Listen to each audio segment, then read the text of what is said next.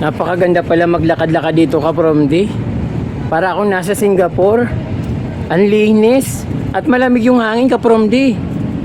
Ganda nito kapag mayroon kang ganito kahit maliit lang sa bahay. So ang ganda na nitong tingnan kasi makulay. Tapos rustic yung bahay mo, sarap. Ito naman sa Intramuros ay makalumang panahon. So ayun yung kaibahan sa Binondo sa Intramuros. Ang ganda ng structures. Very ancient.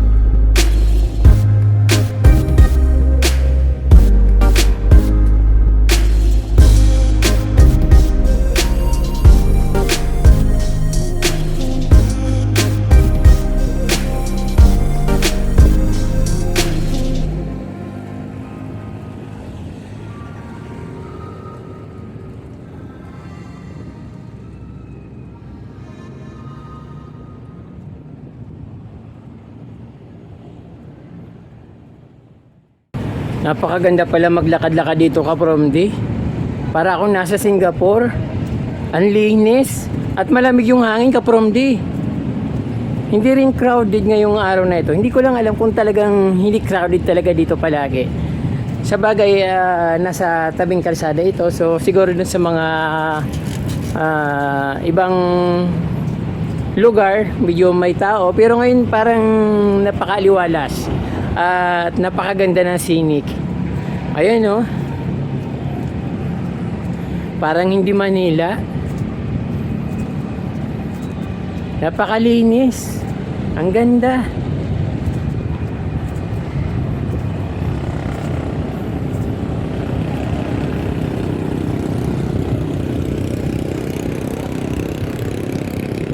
Diyan naman ka-Promdi yung mga high-rise sa condominium ay sa bandang Binondo yan. So parang hindi tayo parang wala tayo sa Binondo, parang Hong Kong yung dating niya.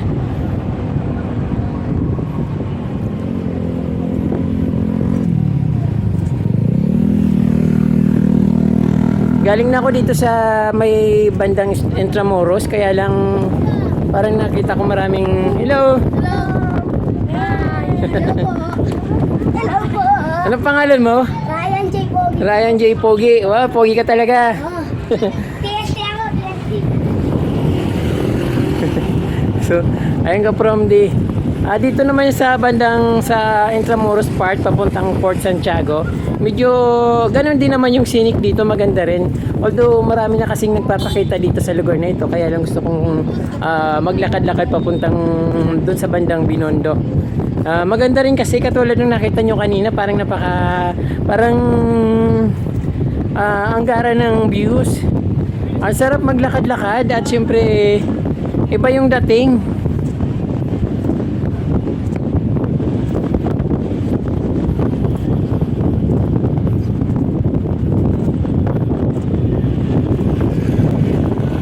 Kaya pa? Kaya? So ayun ka Promdi, sarap maglakad dito. Walang mga tambay, walang mga basura. Although may mga paisa-isa, pero siyempre siguro nililinis naman nila. Linggo kasi eh. So ayun, i-try ko dun sa bandang Fort Santiago kung ano naman makikita doon. But dito sa sa bandang ito sa may bridge ng between Intramuros and Binondo, ang ganda ng scenic, talagang sarap mamasyal dito. Hindi rin ganun kainit yung hangin ka-Promdi. Nadarama ko yung lamig ng hangin. At hindi rin mabaho yung ilog. Napakasarap maglakad-lakad talaga.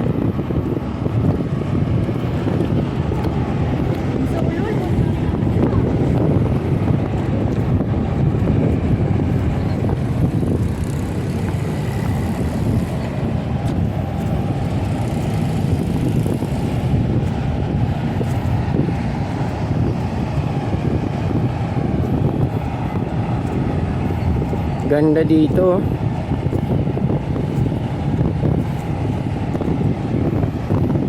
Street painting.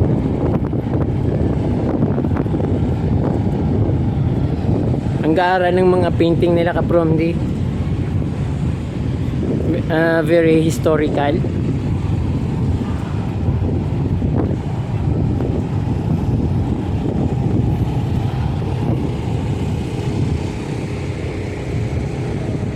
Ganda nito kapag mayroon kang ganito kahit maliit lang sa bahay. So ang ganda na nitong tingnan kasi makulay. Tapos rustic yung bahay mo, sarap.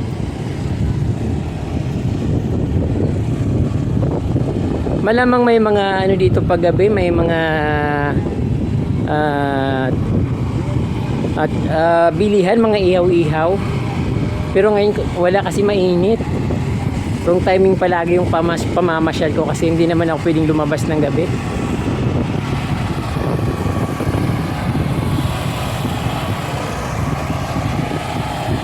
Ganda oh. Parang 3D.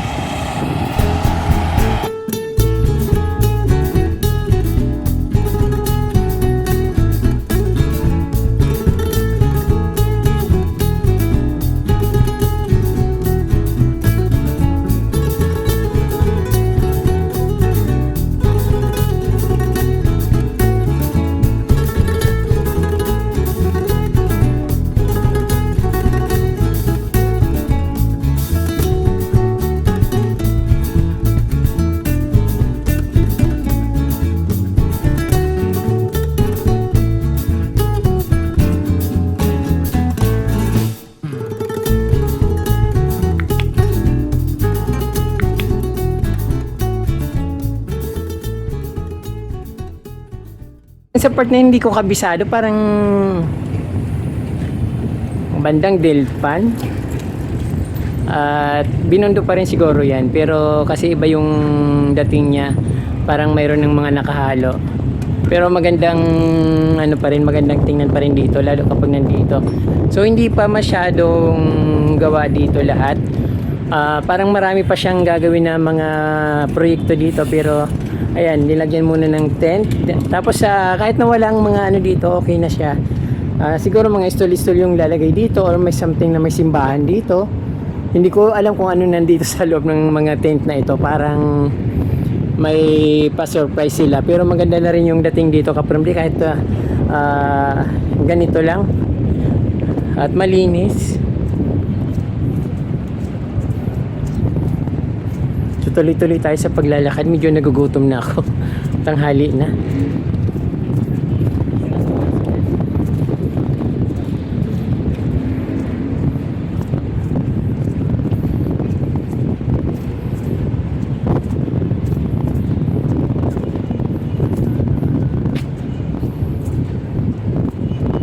Dito na yata yung Fort Santiago. Sa totoo lang Kapromdi, hindi pa ako nakapasok ng Fort Santiago. So baka first time, baka makapasok ako ngayon.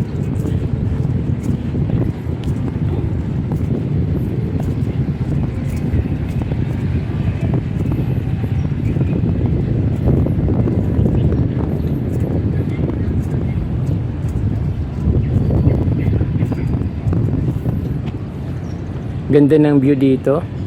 Parang pinaghalong Hong Kong and Singapore. Ganda dito.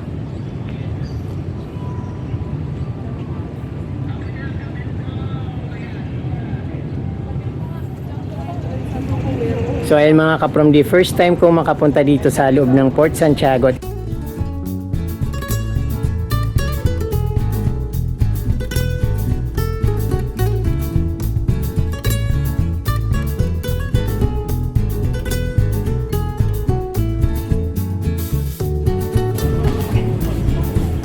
So kakaiba yung dating dito Kapromdi, kung nakikita nyo yan, ibang iba yung dating dito compare sa labas. At siyempre kulob kasi dito, yung sa labas nakikita natin yung ilog Pasig or Pasig River, at saka mga high-rise na building. Dito naman very close. Ayan, nakikita natin yung ano dito, Baluarte, Maestranza, Ferrerias. So ayan yung lugar dito.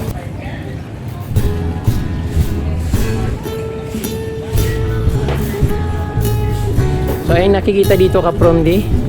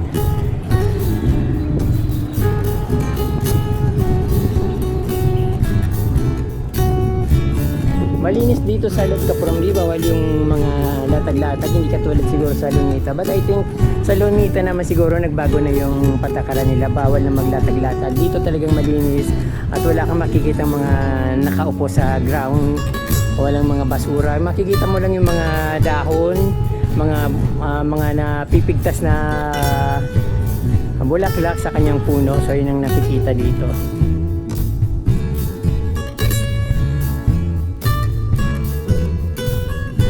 Natatanaw din dito yung Manila Cathedral.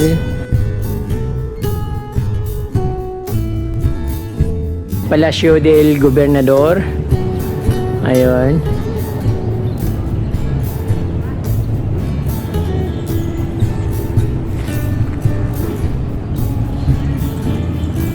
Pasok tayo dun sa napakaraming tao. Although talagang first time kong makapunta dito Promdi. That time kasi nung pumunta ako dito kasama ko yung friend ko, hindi kami pinapasok kasi sarado raw. May time na sarado, may time na bukas.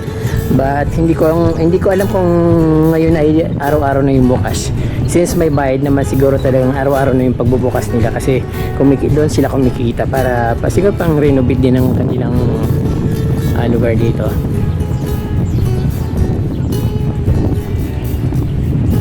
Malinis yung mga walls.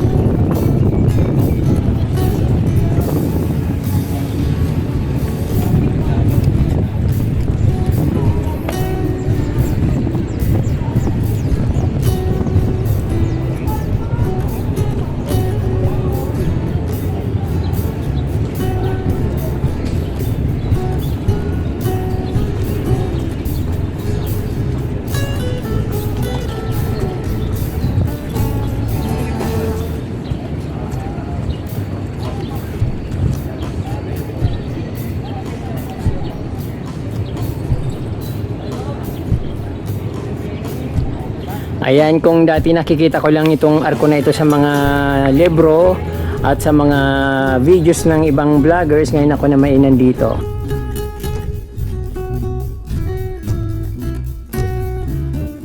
Bueno, les acompaño.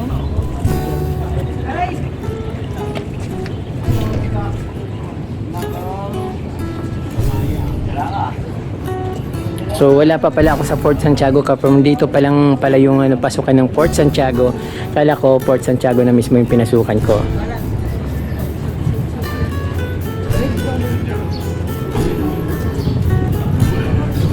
Ang daming tao.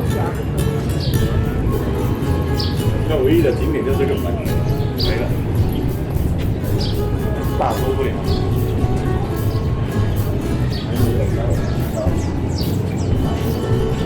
Ang ganda ng structures, very ancient, napakaganda niyang parang napakatibay. Yung kapal niya sobrang kapal. Katulad ng mga nakikita natin sa mga simbahan, mga walang simbahan na mga lumang simbahan. So ayun, ganun na ganun dito.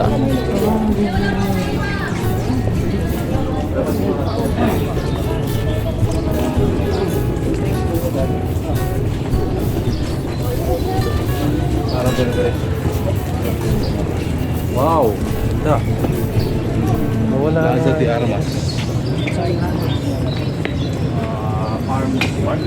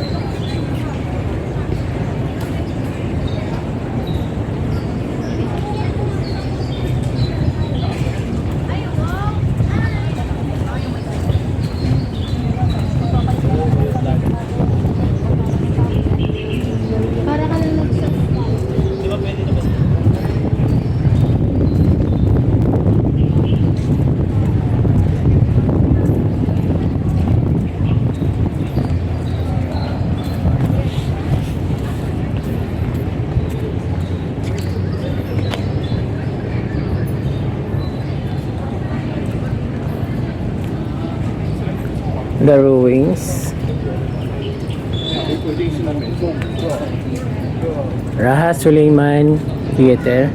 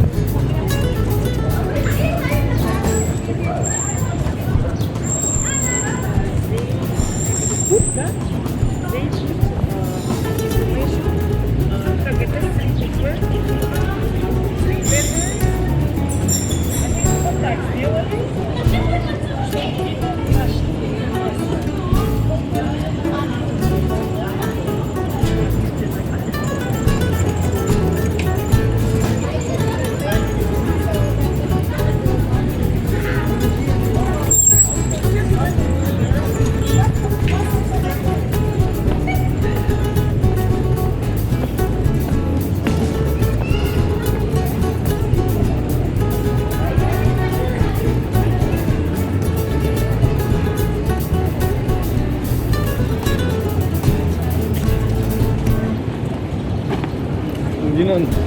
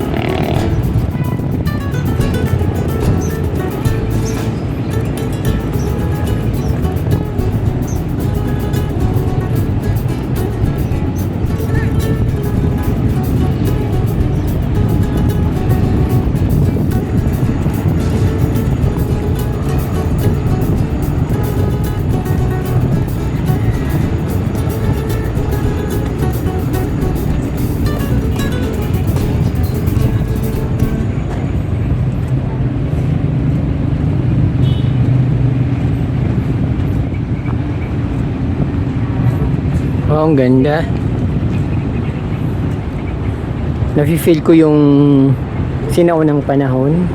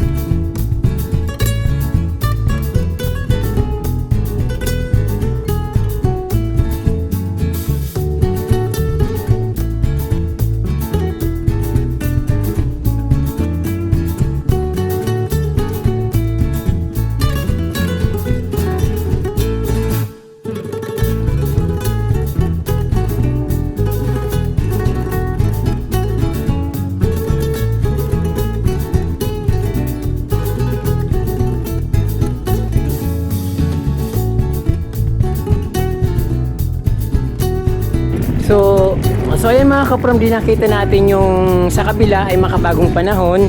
Tapos dito naman sa Intramuros ay makalumang panahon. So ayun ang kaibahan sa Binondo sa Intramuros.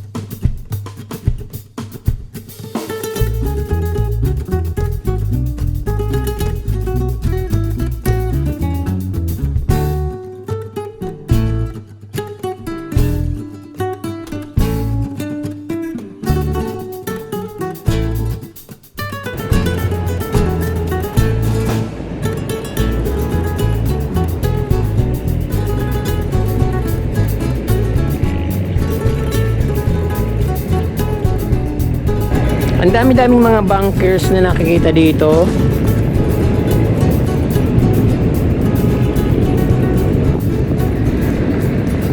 Parang mga taguan sila. Ayan.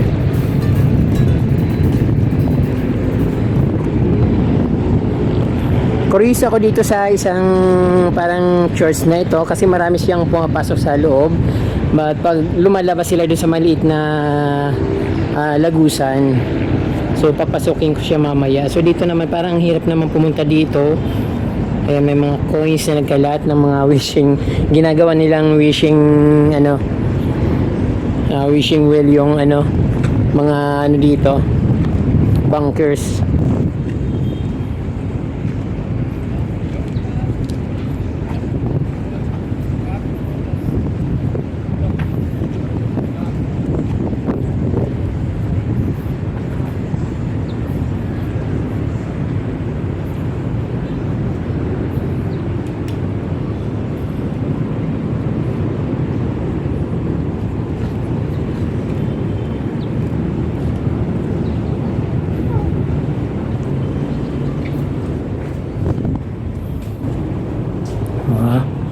Awesome.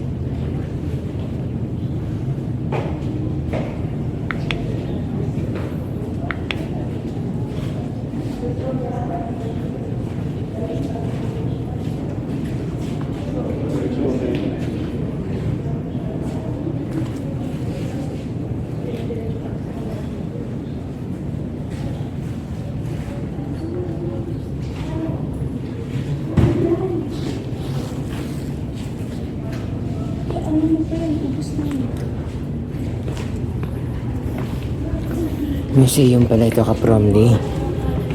Yung parang simbahan na pinapasok nila. So maganda naman pasukin kasi maganda rin naman yung mga nakikita. Parang cave.